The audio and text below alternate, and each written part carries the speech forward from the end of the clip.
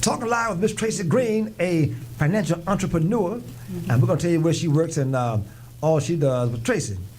Now we've got a government shutdown. How bad is that when it comes to credit? That is going to devastate people's credit. For the number one reason I think it's going to devastate people's credit is because even those federal government workers who get retroactive when it opens up, one late payment on any credit card or any loan is going to be a 70-point or more dip in your credit score. 70 points. Is that right? That is correct.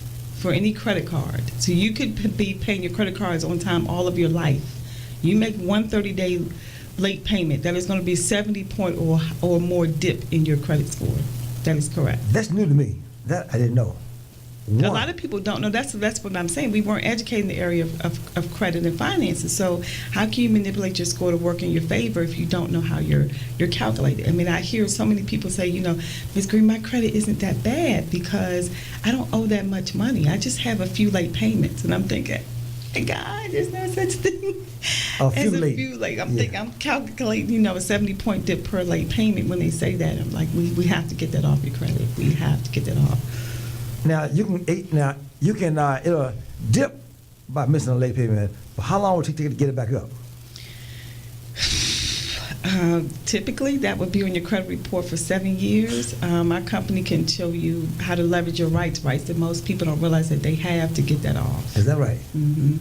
So whatever your credit score is dipped by, once we're able to help you legally and permanently remove it from your credit report, then your score will increase by that number. Is that right? Mm-hmm.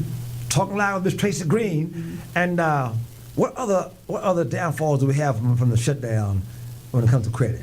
Folks they're going to miss payments. We know that. What else?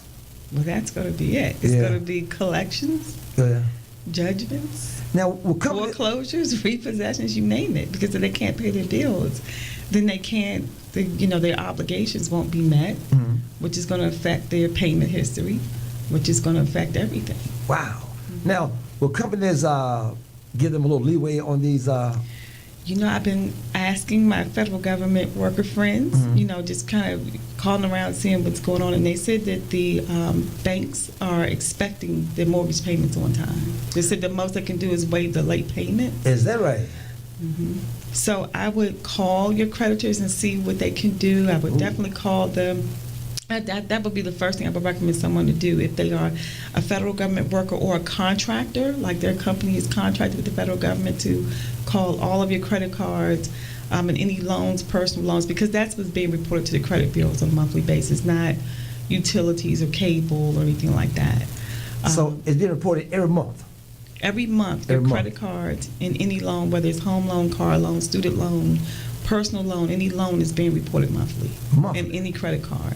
But your cable bill wouldn't show up unless you never paid it, then it would go into collection. Right. But it's not being reported monthly. It's not a trade line. So if something goes into collection, how many points is that? It can vary, but it's not good. Yeah. Definitely not good. It's not imagine. going to 4-point or 10-point dip. You're probably looking a 40-point dip or something, depending on what it is. Wow. How many you have and that sort of stuff. But I hope you guys are writing this stuff down now. Look, this is good stuff. Tracy. Yeah, I would say for those who cannot know that you're not going to be able to make your credit card payments on time or your car loan on time, that would be my number one question. Are you going to report this to the credit bureau? I would just try to make some sort of arrangement or explain your situation, like to beg, whatever you can do for them not to report that. Yeah. Because it's not your fault. Right. That'd be my advice. Now, here's something I read this morning that we never think about. And you haven't heard anything on the news about this, but JR, what happens when people right now trying to retire and the government shut down? What's happening when every time the government shut down, there's government funding, and that funding has stopped. It's going to impact any and everything. OPM so this is going to be a domino effect all the way across the board. OPM said they're getting all these retirement. See, people retire in December more than any other month. Right. They said they get all these retirement requests, but they can't fill them because the government shut down. So now my retirement is on hold. Right. How bad is that? That's bad for everybody who's not getting paid. And then those people who are not getting paid can't meet their obligations, so those companies aren't getting paid. So it's a domino. Everybody's going to be affected by it. It's not going to be just if you're employed with the government or if you're getting money from the government, because even the money that they're using to pay their bills, that gets spread out and it can't. So it's going to affect everybody if it doesn't. And suppose it goes into a year, like you said, like 45 said, years, which I don't believe so. But if it goes as long as a month, we'll all be crying. He has no idea. I don't know what he's thinking. I can't speak on his thought process. Well, the way he's acting, like he doesn't have any idea about the normal man, the ones with no money. If I had to guess, I would say he does have an idea, and that is what he's using as leverage to get his way. I think he does have an idea of how catastrophic it is, and he's using that as leverage. If it wasn't catastrophic, he couldn't use his leverage. So. Right, okay. Talking live game with Miss Tracy Green. Now, Tracy, who do you work for? You can say it. Right, Financial Education Services. Financial Education Services. Tell us about them. Our company was founded in 2004, and they're founded in Farmington Hills, Michigan. Okay. And they started off helping particularly mortgage companies and real estate offices get their clients to the settlement table, because they kept coming across, that industry. People want the American dream of owning a home, but then they couldn't meet that 640 threshold because of the dings and nicks in their credit report. So they were working primarily with the mortgage industry, the real estate industry, to help their clients get to the settlement table. But it's not just real estate and mortgage that is affected by poor credit. Your car insurance premiums are going around your credit. To have your utilities cut on, to hold security clearances, to get a job. Nobody wants to marry you. Like, it just gets bad. It's just personal when you have poor credit. So it's just opened up to everyone in the United States, because it's not an industry problem. It's not a city and state problem. It is a nationwide problem. Credit challenges is a nationwide problem. So since 2004, they've helped people remove over 1 million negative items from people's credit reports. They have an A+ rating with the Better Business Bureau, which is the highest rating that you can get, and we've always had and maintained that rating, just from having extreme amount of customer satisfaction. In your work, do you get to see the credit reports? In my work, I see the credit reports that people share with me. So I am on at Tracy Green Financial Services. If you're on Facebook, it's Tracy Green Financial Services. That's TRACYGREEN Financial Services. And people have voluntarily posted their results on my page. So you're welcome to scroll down and see what we've helped them remove: tax liens, foreclosures, repossessions, student loans, judgments, delinquent child support payments, you name it, anything that's in the negative, bankruptcies, whatever, we've helped them remove that. And you're welcome to, they posted it, so I don't see why, if you would like to inbox them and say, hey, listen, I was listening, I heard Tracy on the station, I following her post, and I see you posted this, and whatever you like to ask, people have actually been through our program. And here's a question I want to ask about to follow up. When you see those reports, do you see items on the report that the client has no idea what they are? All the time. So I would say 4 out of 5, statistically, 4 out of 5 credit reports have errors on them.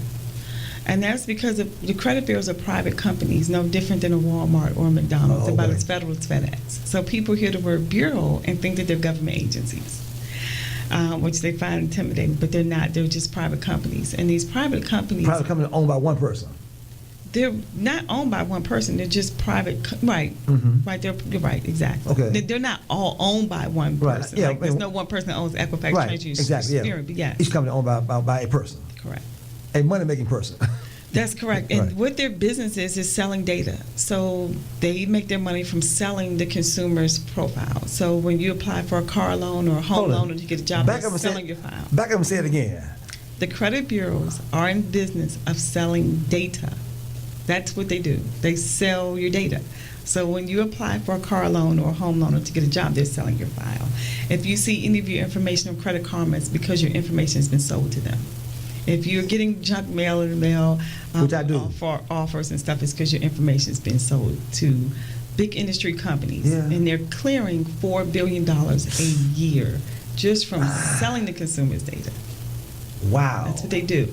So when you have information in your credit report that's not accurate, they're supposed to legally, properly verify and update every single item on every single American's credit report every single month. Yeah. That would be an administrative nightmare for them. They're not going to do that. They'll pay government fines and lawsuits before they would do that.